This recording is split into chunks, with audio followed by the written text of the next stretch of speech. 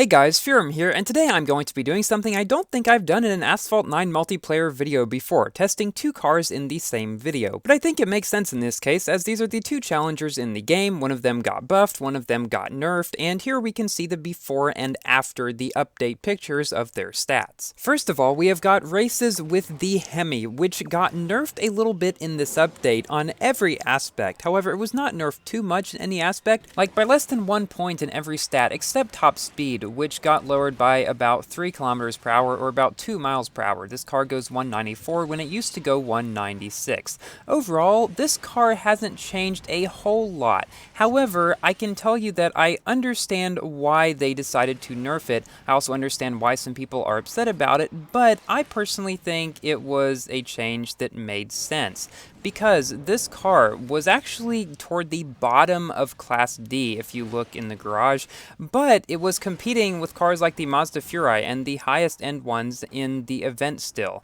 And this just didn't make much sense considering the rank it was at. So I think Gameloft has tried to make its performance more like what you might think it would be given its rank. And I understand why some people are upset about this, people who use this car in their D-Class daily events, and I understand that. I'm just saying in the overall scheme of things, I understand why they did it and it makes sense to me. These races were recorded in the Slipstream Classic season after the update with the old multiplayer knockdown rules, I believe. We were facing 2 Elises and 5 DSE Tenses, who you might think would definitely do better on this track, but the Hemi, while it is not as good as it used to be, like, you can tell it feels slightly more cumbersome. It's still an okay car, it's just not going to be as good in multiplayer or events as it used to be. Now, I want to clarify something I said in my previous video, where I mentioned that someone had told me that the Bailey was going to be needed at 4 stars in order to get the Twatra. Some people took that as like confirmation of that. I did not mean for that to be the case.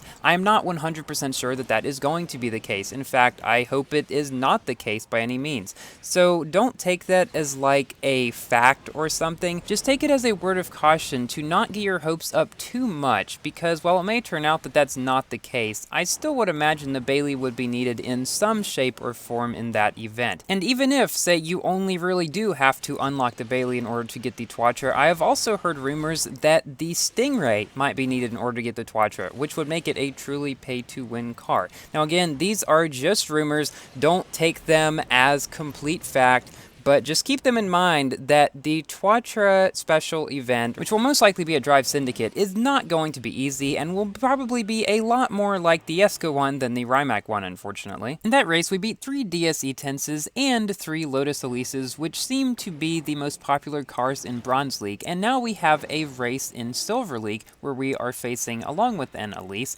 also some DSE Tenses, a Pininfarina, and a Gallardo, which I made a video about recently at Golden Max if you would like to check that out. Apparently, it truly is the new C-Class King on some tracks, like the new C-Class Elite track, Egyptian Wonders. But do not fear, if you did not get that car, the Aranera Hesera is still going to do very well on all of the tracks, and I wouldn't be surprised if it continues to be the overall king of Class C. I would imagine that the Gallardo is only going to be king on some of the twistier ones, like that Egyptian one definitely is. There is also a Viper ACR in this race. So what I have learned from testing this car is that while it isn't as good as it used to be, it still is a decently viable car for multiplayer in Bronze and perhaps Silver League, and as we'll see, probably still even more so than the SRT8. Which makes sense. I mean, I would be concerned if they nerfed this car to the point where it was worse than the SRT8, or they buffed the other one to the point where it was better than this car, because still, this car is at 2144 rank, and the SRT8 is at 1647, or 1687 at Golden Max, but no one has the epics needed to get it there. Toward the end of this race, the Pininfarina, which is at max and is almost 1000 rank above us, is beginning to catch up, because he is about 10 or so miles per hour faster,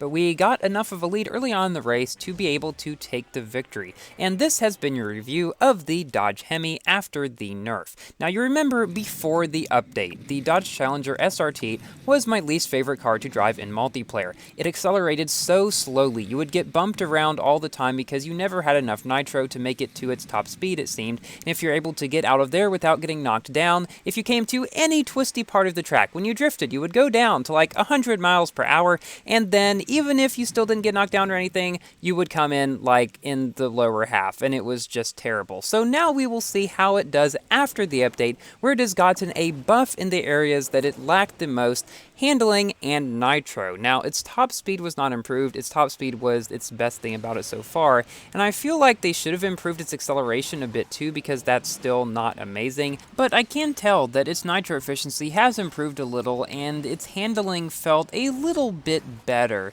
It feels at least manageable to drive now, whereas before I just hated driving this car whenever I did. Now, although the nitro was only upgraded by 1 point and the handling only by 2 points, or approximately those, it does feel a little bit better, I will say. So if you hated this car, you might hate it only 99% as much now. So the Ford GT Mark II Grand Prix finished earlier today, and I finished in 4th position, actually only 2 points ahead of the 5th place guy. So I didn't get a decal, but I did get the car, and I will probably be testing it in multiplayer. The thing is, it's not very good. My fears about this car did come to fruition because it is a very low-end B-class car, slow at 1 star. It goes 196 miles per hour, which is what a Viper goes. I mean, gosh, that's slower than the SRT8 of all things. So I don't imagine that thing will do too great, so we'll see what kind of video I get out of it. We came very close to beating this Pininfarina there, but we did beat that 3900 rank Gallardo, which was 2,300 rank above us. It's been quite a long time since I beat someone in multiplayer whose car rank was that much higher than my own. So for this race here, we are on the Nile River,